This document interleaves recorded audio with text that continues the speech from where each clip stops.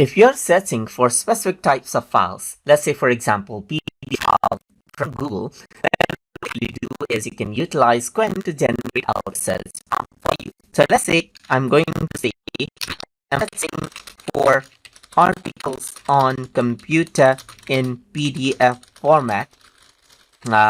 format, generate a search prompt for Google search engine based on it. So if I were to go ahead and type that in now, then what happens is that it goes ahead and generates out a search prompt. So you can see that it is searching for computer and then file type.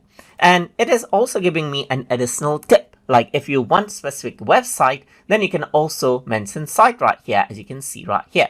But let me just go ahead and copy this out right here, just like this, and then go around onto Google, paste it and press enter. Then you can actually see that it now actually brings me PDF files right here regarding computer, just like this. And that is how you can go ahead and generate out search prompts as you like inside of Qwen. So I hope you guys learned something as always. And as always, please like, comment, share, and subscribe.